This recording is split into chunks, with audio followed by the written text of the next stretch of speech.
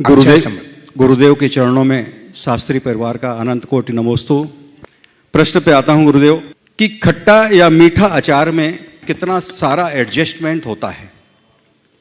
आम का स्वभाव खट्टा होता है, शक्कर और गुड़ का स्वभाव मीठा होता है, मेथी का स्वभाव कड़वा होता है, मिर्च का स्वभाव तो हम सभी जानते ही हैं। नमक की प्रकृति में लवणता है, राई की प्रकृति में कसैलापन है, फिर भी अचार ने कितना अच्छा सामंजस्य बिठाया है कि सभी को अच्छा लगता है। हे गुरुदेव, हम जॉइंट परिवार में नाना प्रकार के सबके अपने अलग अलग मन रहते हैं, लेकिन कैसा सामंजस्य बनाएं कि कम से कम अचार की मधुरता हम सब में ऐसी ही बनी रहे। अब आज जो आपने बात उपस्थित की अचार की, बहुत अच्छी बात की कि आम की खटाई और शक्कर की मिठास, उसमें नमक है, मिर्च है, राई है और मेथी है, सब मिलकर के मधुरता देते। ऐसी मधुरता हमारे अंदर कैसे आए? आराम से आ सकता है। इसका रहस्य बता दूं? इसका रहस्य केवल यह है कि ये सब एक बरनी में रहते हैं।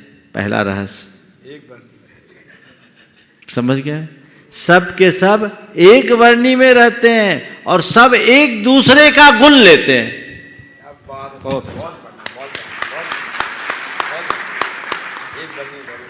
बस एक घर में रहो, एक झंडे के नीचे रहो, एक बरनी में रहो और एक दूसरे का गुण ग्रहण करने लगो, तुम्हारे यहां भी आचार की मिठास आएगी। और एक बात बोलूं, अचार खाए तो हमें बहुत साल हो गए लेकिन अचार जो खाए हैं उनको बोलता हूं, सब एक बरनी में रह करके मिक्सअप होते हैं, लेकिन उसके साथ भी सबका अलग अलग स्वाद का आभास भी होता है। आम की खटाई का, शक्कर की मिठाई का, मेथी के कड़वेपन का और मिर्च के तीखेपन का, नमक के नमकीनपन का भी आभास हो जाता है। होता है कि नहीं? होता है। तो यही है समष्टि में भी एकता बनाए रखना। अगर हम एक दूसरे के गुण को ग्रहण करने का भाव रखें, एक दूसरे के साथ रहने और साथ निभाने की वृत्ति अपनाएं, वे एक साथ रहते हैं और साथ निभाते हैं।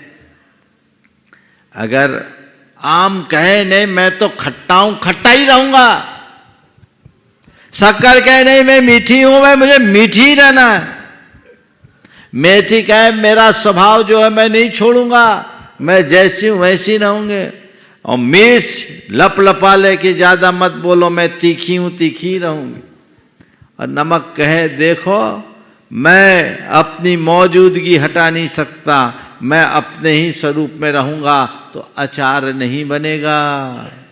बनेगा क्या? नहीं बनेगा। कब बनेगा अचार? जब सब एक दूसरे के साथ रहकर एक दूसरे का साथ निभाने के लिए संकल्पित होते हैं।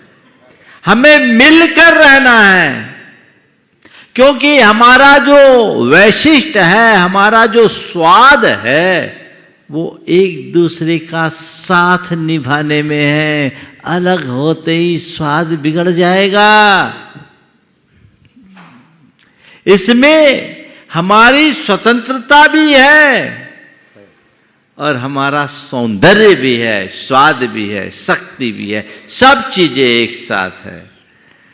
तो जब हम वैसी मनोवृत्ति अपने भीतर जगा ले, तब मजा है।